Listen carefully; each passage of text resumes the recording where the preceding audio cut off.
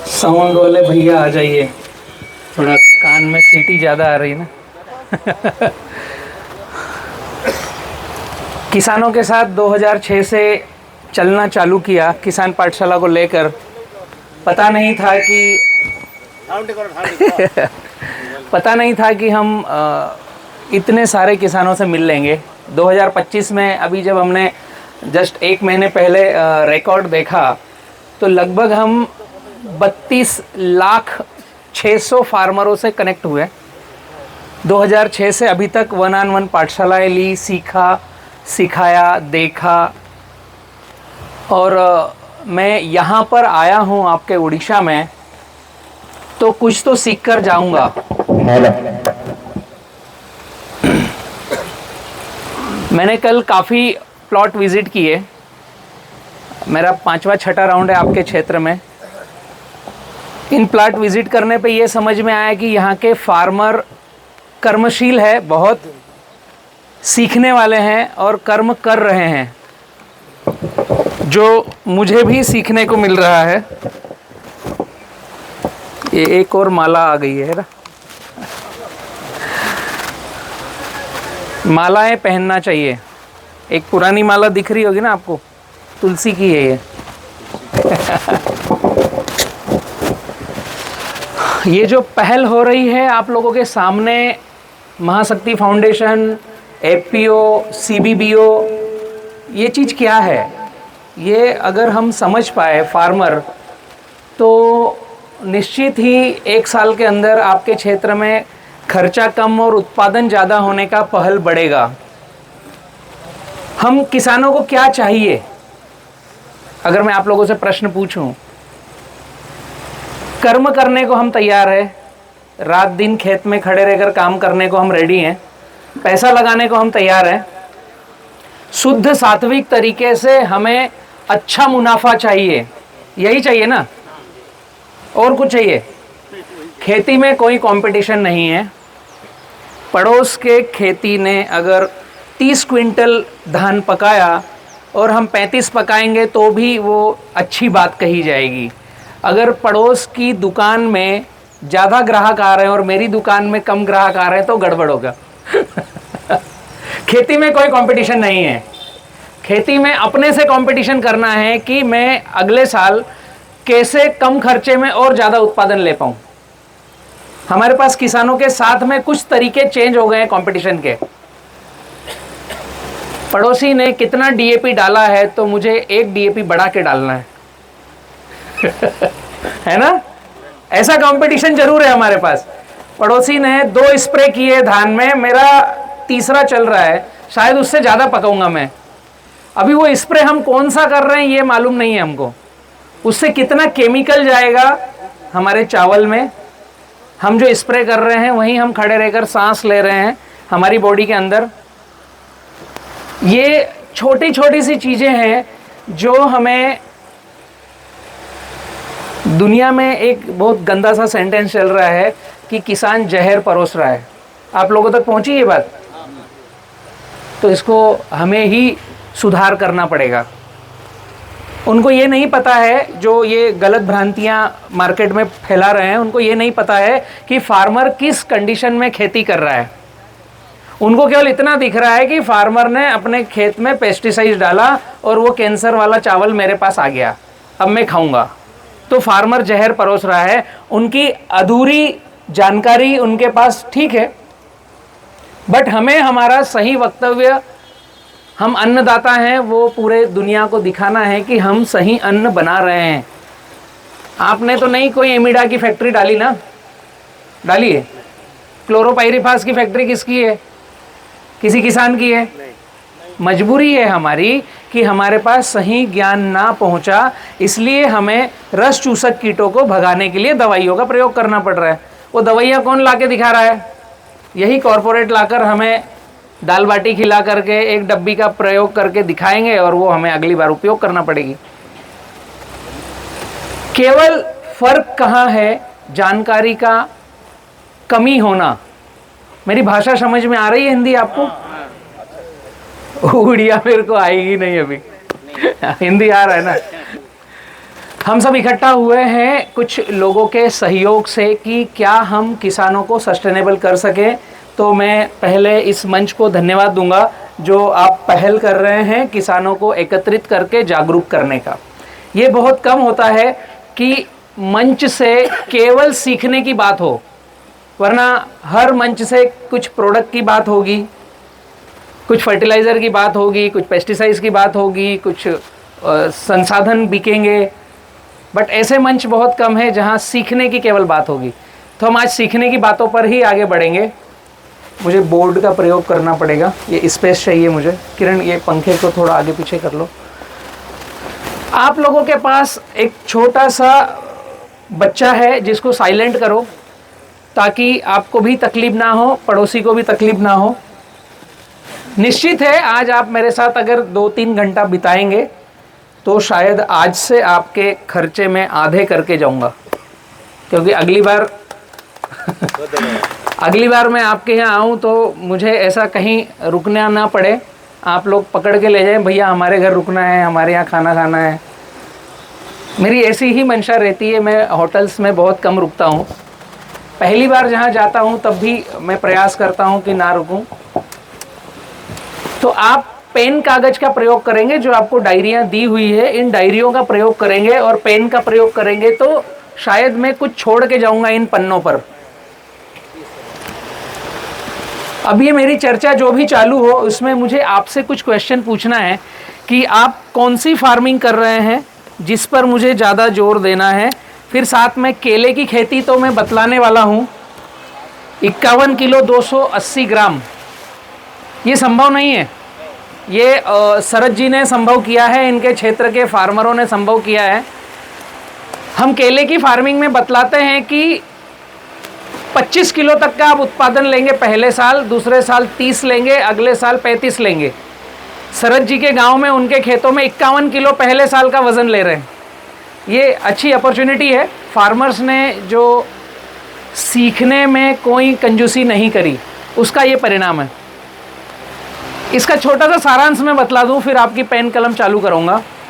एक पौधे पर 51 किलो का वजन है। रेट क्या है शरद जी, आपके गांव में क्या रेट में बिक रहा है? अभी गाड़ी में 18 में चल रही है और गाड़ी लोग 15 में चल रही है।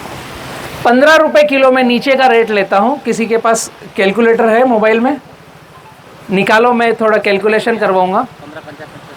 हाँ, 750 रुपये का एक पौधा जो कटकर मार्केट में जा रहा है।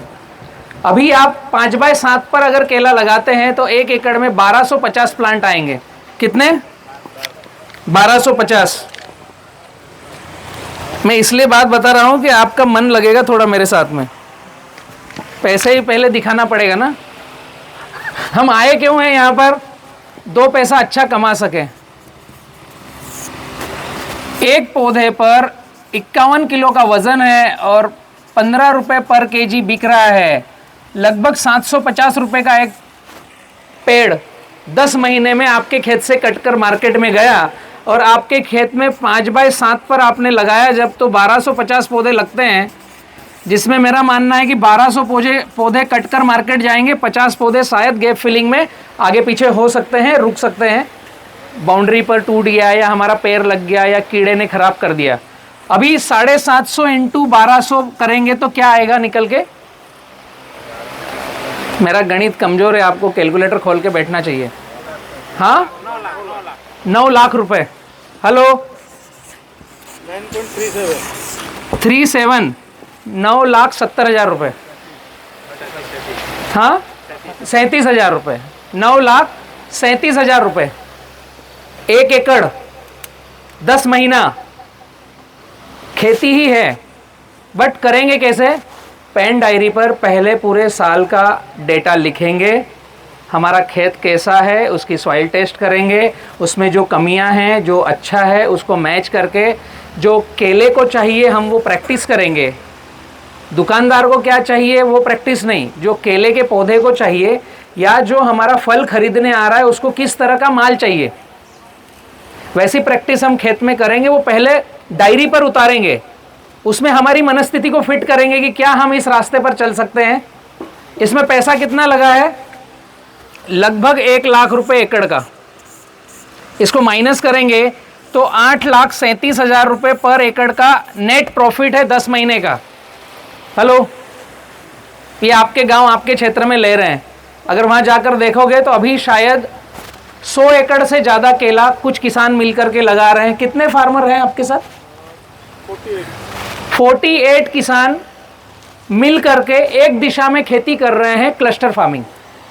तो व्यापारी को माल भी मिल रहा है, उनकी गाड़ी की पूर्ति भी हो रही है, और आप किसानों को एक दिशा में चलने का विजन भी मिल रहा है। मैं आया या कोई और एग्रोनॉमिस्ट खेत में आए तो उनको प्लॉट विजिट कराने के लिए एक एरिया मिला, एक क्षेत्र मिला, सही विजन मिला, सही चलने के लिए। 8,37,000 रुपये कम है क्या? और बढ़ाऊं थोड़ा सा? हम फार्मर कितना कमा रहे हैं? एक्चुअली मैं थोड़ा ना आपको बाहर के माहौल से कनेक्टिविटी हटाकर मेरे साथ जोड़ना चाह रहा हूँ। ज़्यादा से ज़्यादा 2 लाख, इससे ज़्यादा कोई नहीं कमाता। किसान अगर 1 लाख रुपए 1 एकड़ में खर्चा काट के कमाता है ना, तो वो एक सस्टेनेबल पैरामीटर में आता है। हम कहते हैं बड़वानी मध्य प्रदेश में जिसका 5 एकड़ जमीन है, उसके बच्चों को बाहर जाकर नौकरी करने की आवश्यकता नहीं है।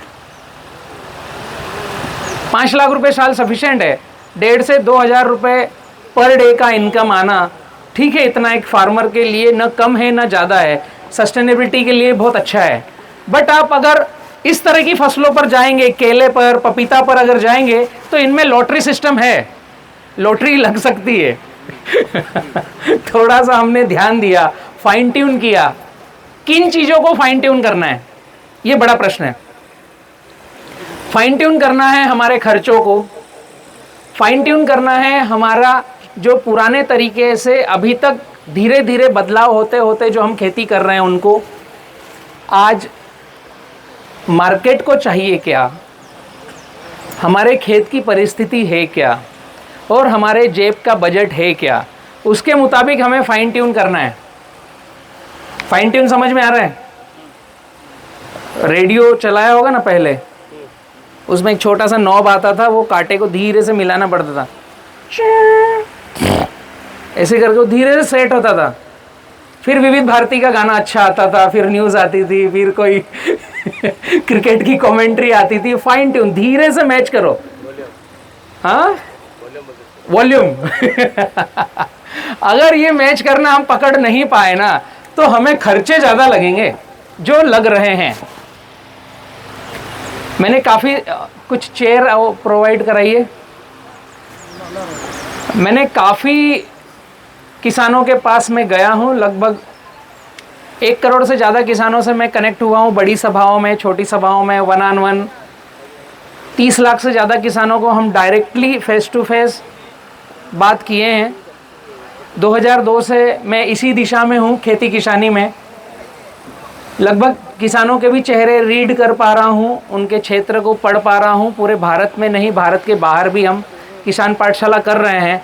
तो जो मैंने आंकड़े जुटाए हैं, एक ही गांव की अगर मैं बात करूं, तो उस गांव में पहले रमेश जी का फसल अच्छा हुआ, तो अगले साल सुरेश जी का अच्छा हुआ, तीसरे साल उमेश जी का फसल अच्छा हुआ। ऐसा होता है आपके गांव में? हर साल हर किसान का फसल अच्छा नहीं हो रहा है ना? और एक साल हमने 2 लाख रुपए कमा लिए एकड़ के खर्चा काट के, अगले साल 50,000 कमाए, अगले साल 20,000 जेब से डालना पड़े। बारिश गलत हो गई, ट्रैक्टर वाला टाइम पे नहीं आया, चारा मार दवाई डालना थी तो वो लड़के ने पौधे पर डाल दी जमीन पे डालने की बजाय। ऐसा होता है ना?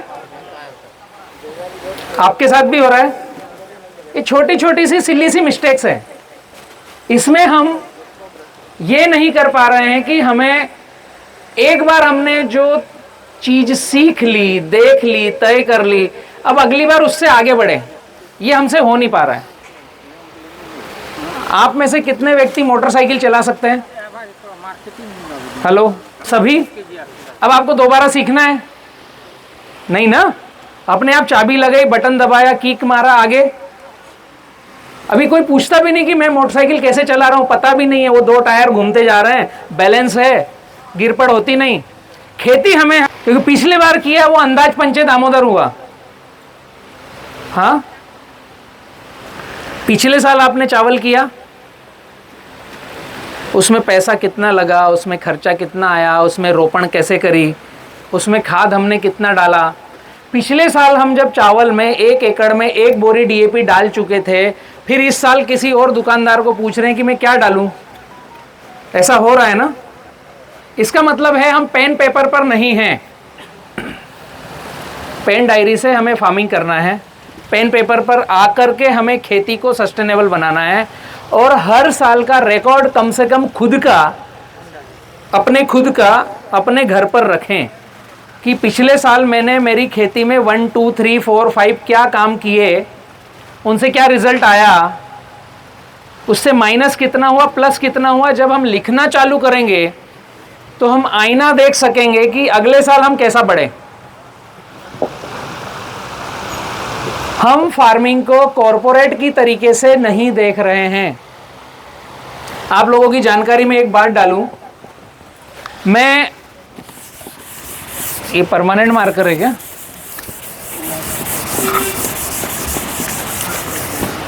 अभी मेरा खुद का 250 एकड़ का केला है, मेरा खुद का, और हम लगभग 2200 एकड़ में खेती कर रहे हैं केले की।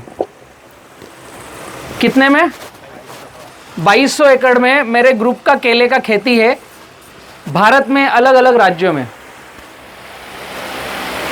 किसी का जमीन रेंट पे मिल रहा है तो वो हमने ले लिया, हम वहाँ खेती कर रहे हैं। कोई देश छोड़कर बाहर रहता है, उनकी ज़मीन पड़ी हुई है 50 एकड़ 100 एकड़, उनसे खेती नहीं हो रही तो हमारा ग्रुप जाकर खेती कर रहा है। कोई फार्मर सस्टेनेबल नहीं है, उनका कर्जे में है, तो उनको हम गाइडलाइंस और सपोर्ट दे रहे हैं। ऐसे मिली जुली हमारी कॉन्ट्रैक्ट फार्मिंग 2200 एकड़ की केले की खेती है। एक छोटा सा क्वेश्चन है, आप अपना खेत करने में अगले साल सोचोगे कि मैं सोसाइटी का क्रॉप लोन भर पा रहा हूँ या नहीं भर पा रहा हूँ। और दूसरा, कुछ ऐसे ग्रुप है जैसे हम भी अगले की ज़मीन को रेंट पे लेकर के उसको मदद करके उसमें पैसे डाल करके हम बैठे हैं बड़वानी मध्य प्रदेश में, उड़ीसा, महाराष्ट्र, गुजरात, राजस्थान, अलग अलग राज्यों में हम कॉन्ट्रैक्ट फार्मिंग कर रहे हैं। तो आपको भी पैसा दे रहे हैं, हम भी पैसा लगा रहे हैं, ब्याज से भी पैसा उठाया है और खेती को सस्टेनेबल करके 2 पैसा कमा भी रहे हैं। कैसे? जब हम पेन पेपर पे आएंगे, एक प्रोजेक्ट रिपोर्ट बनाएंगे कि मुझे केला लगाना है तो कितने पौधे लगना है, कितना खाद लगना है साल भर का, वो कहाँ से मैं लाऊंगा, उसका रेट क्या रहेगा, उसको बेचूंगा कहाँ पर, कौन व्यापारी खरीदेगा। ये कुछ छोटी 5-6 बातें हैं जो हमें पहले पेपर पे चाहिए।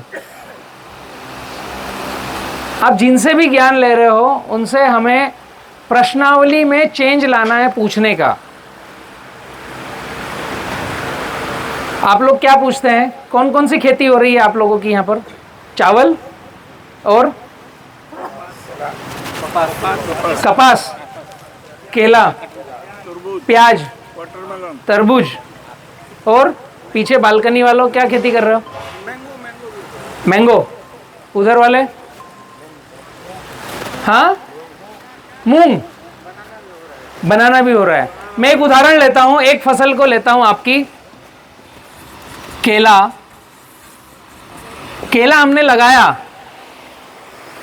किस व्यक्ति के पास डिटेलिंग है कि जो केला कर रहा है? एक आध व्यक्ति हाथ खड़ा करें।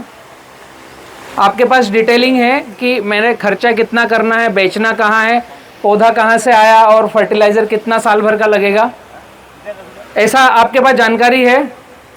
ये कम से कम हमें हमारी डायरी में चाहिए, खुद की डायरी में चाहिए, पड़ोसी की या दुकानदार की डायरी में नहीं। हमसे गलतियां क्या हो रही है?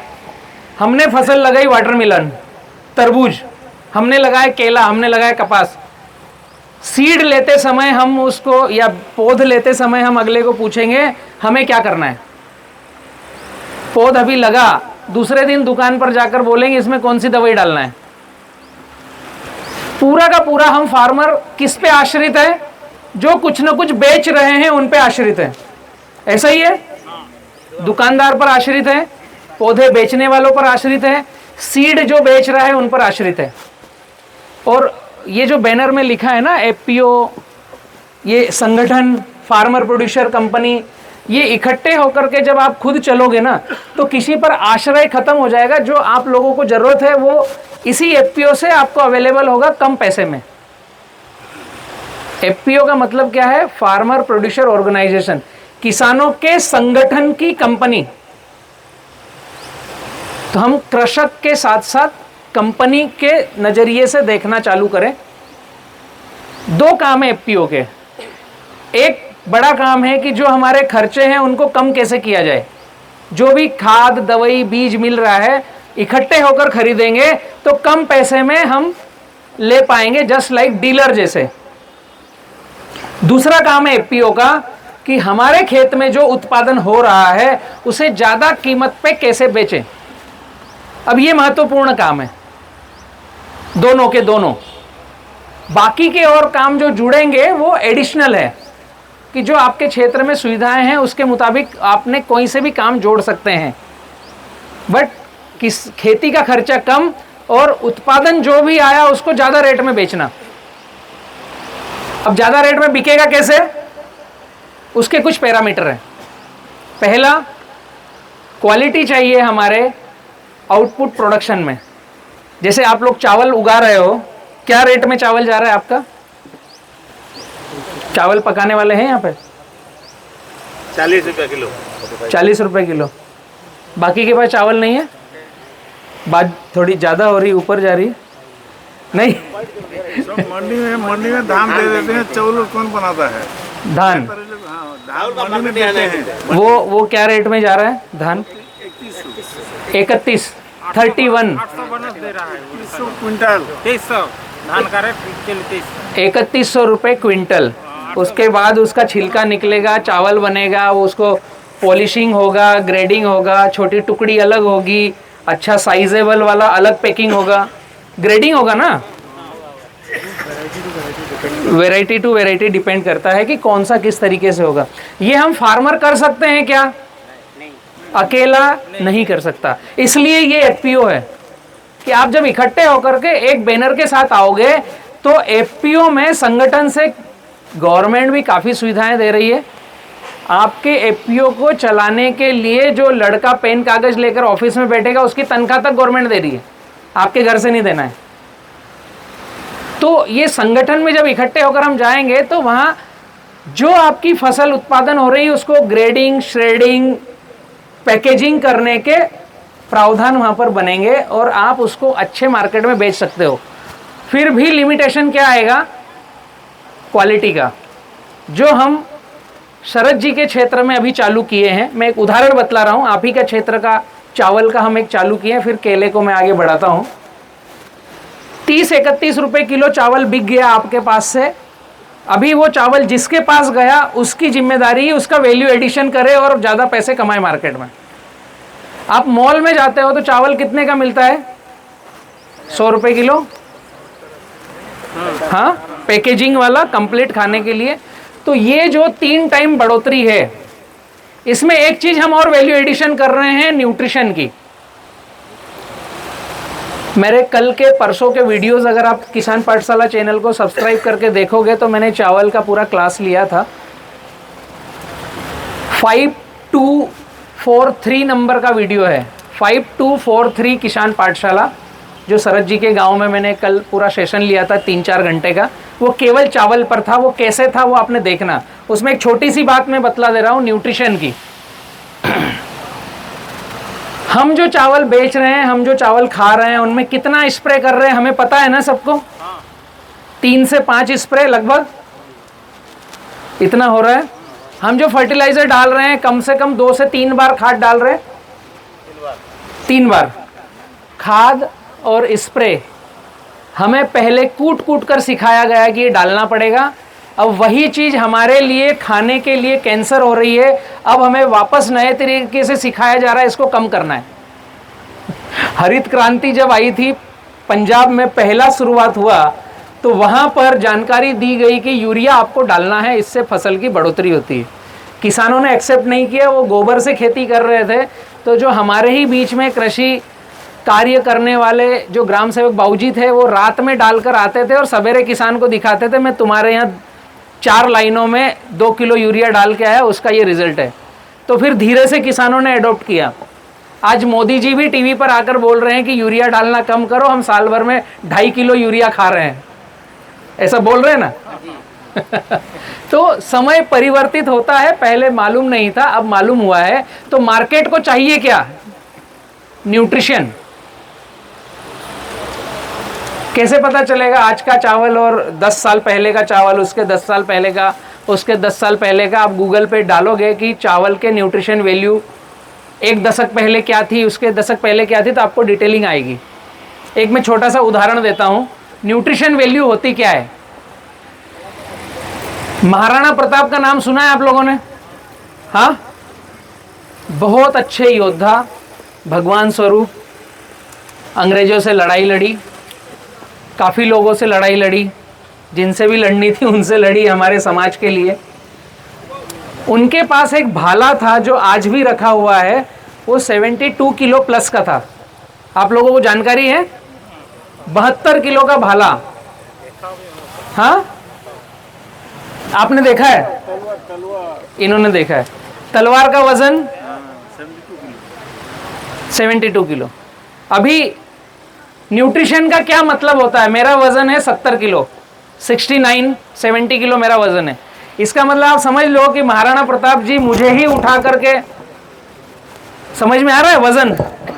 हाँ, अभी एक तलवार उनकी इतने वजन की थी, भाला था, उनके पास ढाल थी, उन्होंने लोहे का कवच पहन रखा था। हम हेलमेट पहन के बाइक चलाते हैं तो हमें इरिटेशन होता है कि ये क्या सफोकेशन हो रहा है। वो लोहे का मुकुट पहन करके ताकि चोट ना लगे। उनका खुद का वजन कितना होगा? 100 kg। और ये सब धारण करके जिस घोड़े पर बैठते थे चेतक पे, उसकी क्या हालत रही होगी? लगभग 300 किलो प्लस का पूरा संसाधन एक घोड़े पर बैठा है, और अब वो घोड़ा रपाटे मार दौड़ रहा है। घोड़ा नहीं, वो हाथी के माफिक था वो। उस समय जो वो घोड़ा घास खाता था, उसकी न्यूट्रिशन वैल्यू क्या थी? उस समय जो महाराणा प्रताप जी खाना खाते थे, उसकी न्यूट्रिशन वैल्यू क्या थी? उस पालक में आयरन कितना था उस समय? क्योंकि उस समय केवल गोबर से खेती होती थी। समझ में आ रहा है फर्क? हम 10 किलो का झोला अगर कंधे पर डाल करके 1 घंटा चल फिर लें, खेत में घूम ले या मार्केट में चल ले, तो हमें इसे उतार कर नीचे रखना पड़ेगा। अभी जो 72 किलो की तलवार, और वो तलवार जब युद्ध किया उन्होंने, तो एक युद्ध की उनकी चर्चा है कि एक व्यक्ति को उन्होंने आदमी और घोड़े सहित काट दिया तलवार से। ये सत्य घटना है। जो 72 किलो की तलवार जो मारा उन्होंने, तो आदमी भी कटा और साथ में घोड़ा भी कट गया। This is a nutrition power. मैं परसों पाठशाला लिया, तो नाश्ता करके मैंने पाठशाला ली। बीच में पानी में बहुत कम पीता हूँ। 3.5 घंटे के ऊपर था। फिर उसके बाद 2 घंटे 2.5 घंटे की फिर पाठशाला थी। ऐसे ही खड़े होकर के कुछ कुछ बोलता रहा। शाम को शरद जी और इनकी टीम पूछ रही थी, भैया आप खड़े कैसे रह लेते हो इतनी देर? कॉन्सेप्ट समझ में आ रहा है? मैं सवेरे कोशिश करता हूँ फल फ्रूट खाऊं, जितना ज़्यादा खा सकता हूँ। फल फ्रूट से मेरी शुरुआत होती है सवेरे की। यह चीज़ जो मैं बतला रहा हूँ, कोरोना के बाद अपर लेवल जो पैसे जिनके पास बहुत है उनको पता चल गई है कि जान है तो जहान है। तो न्यूट्रिशन खाना है, उनको चावल नहीं खाना है, उनको तरबूज नहीं खाना है, तरबूज के अंदर न्यूट्रिशन कितना है वो खाना है। गेहूं नहीं खाना है उनको, गेहूं के अंदर न्यूट्रिशन कितना है वो न्यूट्रिशन का पैसा देते हैं। मेरे घर का गेहूं 120 रुपये किलो है, मार्केट का गेहूं शायद 20 रुपये किलो होगा, 25 रुपये किलो होगा। मैं आपको बतलाऊंगा काफ़ी सारी चीज़ें कि कैसे इन्हेंस होगा। मैं कॉन्सेप्ट दे रहा हूं जो शरद जी के साथ हमने चालू किया। शायद हम 300 रुपये किलो चावल बेचेंगे उनके यहाँ का। उसमें हम मिट्टी का स्प्रे करना, चावल की प्रैक्टिस करना। आपको देखना है वीडियो 5243 किसान पाठशाला चावल की खेती। उसमें मेरे 3 घंटे का लेक्चर है पूरा कि कैसे अपने खेत में आप चावल को कम खर्चे में ज़्यादा उत्पादन पर ले जाओ। और जो उस विधि से चावल करेगा वो शरद जी से बात कीजिएगा, तो आप एक इकट्ठे प्लेटफॉर्म के तहत न्यूट्रिशन वैल्यू वाला चावल, केमिकल फ्री चावल आप मार्केट में ज़्यादा रेट में बेच सको। और जो तरीके मैंने बतलाए हैं वो अभी आपसे शेयर करूंगा, उसमें चावल का उत्पादन जो अभी आप ले रहे हो उससे 20% बढ़ता है। गोबर की खेती, ऑर्गेनिक खेती की मैं बात नहीं कर रहा हूँ, नहीं तो आप बोलोगे भैया अभी हमारा उत्पादन घटा देंगे। तो हम बात करते हैं आगे, फार्मिंग को सस्टेनेबल कैसे करें, खर्चे कम, उत्पादन कैसे ज़्यादा बढ़ाएं, जिसमें मैं विषय रखूँगा केला, साथ में आपके बजट को कैसे कम करें। ठीक है।